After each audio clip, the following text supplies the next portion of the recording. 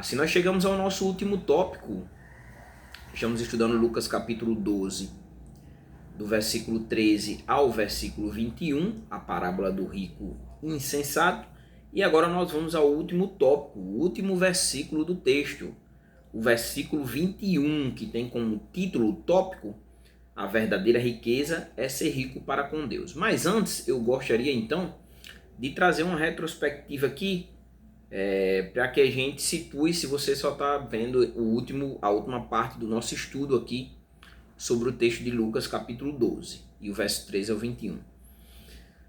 Nós vimos que tudo começou, o texto vai nos trazer que tudo começou com um homem que se aproxima de Jesus, no versículo 13, e ele tem uma questão, ele leva uma questão a Jesus. Ele queria que Jesus fosse até o irmão dele e dissesse para que o irmão dele repartisse então com ele a herança. Jesus, no verso 14, deixa claro para ele, leva um questionamento em quem o teria constituído como o juiz, né, da causa, ou mesmo como um repartidor. E no verso 15, Jesus ele traz então ali um alerta, né? Jesus traz um alerta e ele amplia, né, o versículo 13 e o 14, o diálogo específico com o homem.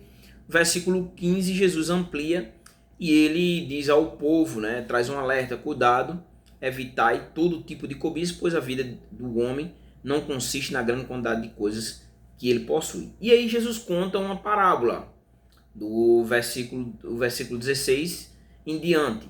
O segundo tópico que nós vimos, versículos 16 ao 19, nós vamos ver então a parábola do rico insensato e a falsa segurança que ele tinha nas riquezas. O homem, o campo dele deu muitos frutos, e aí ele não havia onde colocar esses frutos, a sua colheita, né? O verso 16 diz isso: o campo de um homem rico havia produzido com fartura. Então o campo produziu com uma grande quantidade de fartura. Ele não tinha onde colocar a colheita, e aí ele decide por si só que derrubaria os seus celeiros, faria outros celeiros, né? Outros celeiros maiores, né?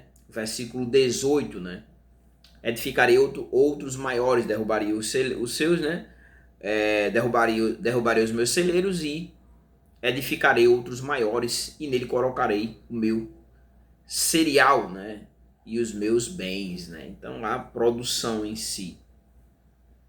E aí, no verso 19 do segundo tópico, nós vimos que ele então, a partir daí, ele se regozija com tudo quanto ele tinha alcançado, e agora armazenaria, né? Teria o local para armazenar, e agora teria provisão para muitos anos. É a conclusão dele, onde ele descansaria, e aí comeria e se alegraria, beberia e se alegraria então com tudo quanto havia conquistado. E aí nós chegamos ao verso 20, nosso terceiro tópico, quando de uma forma inesperada Deus entra em cena e anuncia a morte desse homem, do homem rico, né? E aí o que acontece? O verso 20 diz, né? Mas disse: insensato, esta noite te pedirão a tua alma, e o que tu tens preparado, para quem será, né? Então a morte aqui revela a insensatez do homem confiar então nas suas riquezas. E aí nós chegamos ao nosso último tópico, que é a verdadeira riqueza é ser rico para com Deus, versículo 21, né? Vamos fazer a leitura do verso 21, em seguida vamos fazer a exposição e algumas aplicações para nossas vidas. O texto diz assim, né? Dando continuidade ao argumento do verso 20. O texto diz, né, no verso 20: esta noite te pedirão a tua alma, e o que tu tens preparado, para quem será. Aí o verso 21 diz: assim, né, é aquele que ajunta tesouro para si, mas não é rico diante de Deus. Então, o homem da parábola, ele então ajuntou tesouros para si, mas não era rico para com Deus. O homem que foi até Jesus, ele queria que Jesus fosse ali intermediário dos seus bens materiais, deixando de lado também a sua vida espiritual. Então a conclusão abrange a todos, né? E até mesmo o povo quando ele traz o alerta. Então, no verso 21, nós vamos ver aqui o perigo de acumular riquezas, né?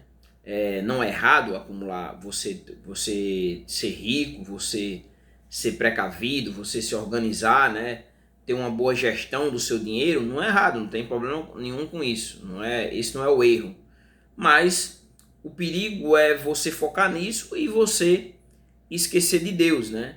O versículo 21 diz assim: assim né? Jesus aqui ele vai fazer então a aplicação da parábola do rico insensato à realidade espiritual ali para o povo e para o homem que foi até ele, né? E aí ele diz assim, é aquele que ajunta tesouro para si, né? No caso tem uma vida, o homem rico aqui, né?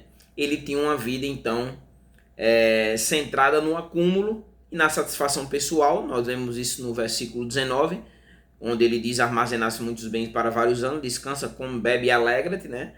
Ali no meio daquele povo também existia outras pessoas com essa mesma linha de pensamento, e o próprio homem que foi até Jesus ali em busca de que Jesus fosse o intermediador, o juiz na repartição da sua herança, né? Então, nós vemos então que o texto diz: aquele que ajunta tesouro para si, né? Tem uma vida centrada no acúmulo e na satisfação pessoal. Aí o texto finaliza da seguinte forma, né? Quem vive dessa forma, mas não é rico diante de Deus, né? E aí vem um ponto aqui. Então, o que é ser rico diante de Deus? Ou a pergunta para você: o que é que você pode fazer então para ser rico diante de Deus, né? Não só rico materialmente, como o caso aqui desse homem que teve uma boa produção, né? O campo dele havia produzido com fartura, né? Não somente bens materiais, mas também ser rico para com Deus. O que então significa ser rico para com Deus? Ou levando para você assim, o que eu devo fazer então para ser rico para com Deus? Primeiro, você deve viver na dependência de Deus, né? Como eu falei, não é errado trabalhar de forma correta, honestamente. O texto não diz aqui que o homem adquiriu então uma boa produção de forma desonesta, né? Diz onde é que estava o centro do coração dele, no que ele havia produzido, né?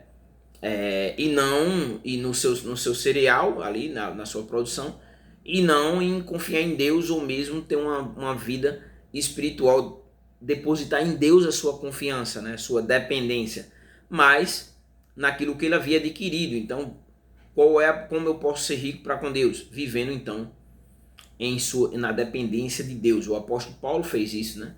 Viveu toda a sua vida após a sua convenção dependendo do Senhor, e o Senhor cuidou então da sua vida.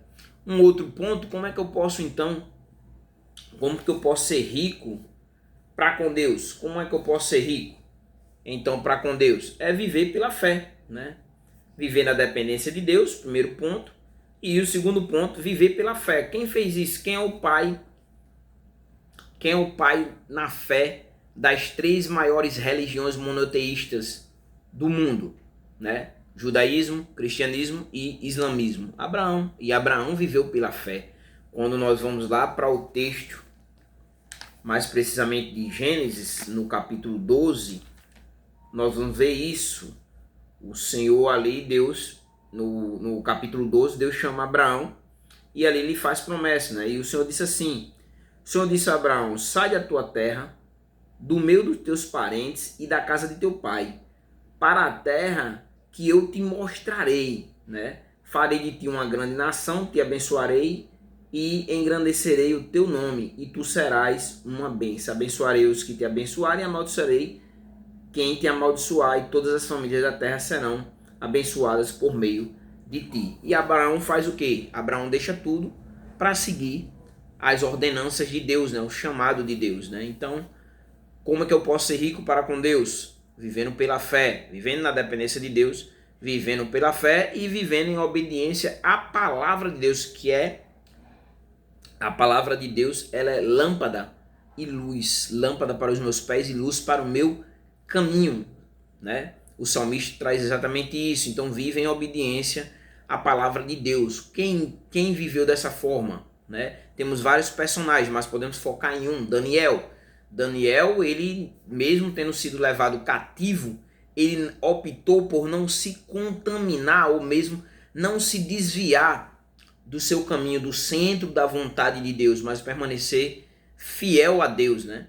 E ainda como é que eu posso ser então rico para com Deus, né? Como é que eu posso ser rico diante de Deus? Se dedicando ao Senhor, né? E nós vemos que se dedicar ao Senhor é se entregar plenamente a Ele, ao centro de sua vontade, né? E a sua obra, né? Os apóstolos fizeram isso, né? Deixaram tudo para trás ali diante do seu chamado e passaram a servir a Deus, se dedicar exclusivamente ao Senhor, né? E você e eu, né? Não somos os apóstolos, mas podemos também ter uma vida de dedicação ao Senhor, mesmo que precisamos viver também a vida cotidiana, trabalhar, estudar, mas podemos também ter uma vida dedicada ao Senhor, né? As pessoas olhando para nossas vidas e reconhecendo em nós que nós vivemos então uma vida de dedicação ao Senhor. E por fim, né? Então o que significa o que eu posso fazer ainda para ser rico para com Deus? É reconhecer que os bens terrenos eles são temporários, né? E não fazer como o homem da parábola, depositar toda a sua esperança nos bens terrenos, mas entendendo e reconhecendo que os bens terrenos eles são temporários. Quem fez isso? Quem que nós podemos usar na Bíblia como exemplo que teve essa atitude? Jó. Você imagina, Jó tinha tudo, né? Uma família volumosa, tinha várias posses, né? Era alguém que rico, né? Um homem muito rico ali onde morava, aos seus redores, né? E de uma hora para outra perdeu tudo, né? Perdeu todos os seus bens, perdeu seus filhos, ficou doente, ainda tinha ali a sua mulher ali que conduzia ele a negar Deus, né? E ainda tinha seus amigos ali que cada um ali tinha um tipo de acusação contra Jó, né? Querendo que ele confessasse que ele havia pecado, né? E Jó, né? Simplesmente diz que o Senhor deu, o Senhor então tomou e bendito então seja o nome do Senhor. Então nós devemos reconhecer que os bens terrenos são temporários e aí eu me torno rico para com Deus, né? Reconhecendo que tudo vem dele, que eu sou apenas um mordomo servindo, né? Aquilo que ele me concedeu, usando para a glória dele, né? Para que o nome dele seja enaltecido. E aqui eu quero agora começar a fazer algumas aplicações e eu quero começar com uma grande pergunta, né? E a pergunta aqui fundamental não é assim, quanto você tem? Não é essa, né? Quanto você tem? Se eu perguntasse agora, quanto você tem? Mas não é a pergunta fundamental que gira em torno de todo o contexto aqui dessa exposição. Mas você é rico para com Deus? E aí eu trouxe alguns pontos que vai dizer se você é rico ou não para com Deus. E aí aqui eu quero trazer então, a partir desse questionamento, algumas aplicações. Primeiro, riqueza material não significa riqueza espiritual. Nós vimos que o homem aqui estava em busca de uma herança para com Cristo ali, numa intervenção para com seu irmão, né? E nós vemos na parábola que o homem ali era rico demais, né? E ainda tinha já tinha celeiros, já tinha uma boa organização patrimonial, né? Uma boa empresa, uma boa gestão. No entanto, ele ficou mais rico ainda com a sua colheita, a colheita dos cereais, né? No entanto, ele era pobre espiritualmente, né? Ele era muito rico, mas não era rico para com Deus. E nós temos um exemplo também ali no Novo Testamento, que é a igreja de Laodiceia. Na carta que é escrita ali à igreja de Laodiceia, nós vamos ver que a verdadeira riqueza está em Deus e não nos bens, né? O capítulo 3, versículo 17 e 18 diz assim: pois dizes, sou rico, estou enriquecido e não preciso de nada, e não sabe que és miserável, pobre, cego e nu. Então você vê, né? Você vê que a verdadeira riqueza ela deve estar em Deus e não nos bens materiais. Uma outra aplicação aqui que nós podemos extrair é que o problema, pode até surgir um questionamento, né? Então o problema é possuir bens. Algumas pessoas podem dizer isso. Você pode dizer isso assim, né? Você pode dizer, então quer dizer que o problema é se eu tiver dinheiro, o problema é esse. Não. Mas qual é o problema então? O problema é ser possuído por eles, pelos bens, né? Então o problema não é, a segunda aplicação aqui, o problema não é, possuir bens, mas ser possuído por eles, né? Mateus capítulo 6, mais precisamente no verso 24, nós vamos ver que as riquezas, elas não podem ocupar, né? Tomar o lugar, né? As riquezas, elas não podem tomar o lugar de Deus em sua vida, né? E aí o versículo 24 de Mateus capítulo 6 diz: não podeis servir a Deus e as riquezas, né? Então, quer dizer, as riquezas, elas não podem de forma alguma ocupar o lugar de Deus, mas as riquezas devem serem usadas para glorificar a Deus, para enaltecer a Deus e para que o reino de Deus ele seja expandido. Então esse deve ser o ponto com relação às bênçãos de Deus, com relação à prosperidade, com relação àquilo que Deus dá para você. Uma terceira aplicação aqui, né, na verdade, a nossa última aplicação desse último tópico, a verdadeira riqueza é ser rico para com Deus, e nós já vimos como você pode fazer para ser rico para com Deus. A nossa terceira aplicação aqui é que acumular, né? Acumular, adquirir, conquistar, né?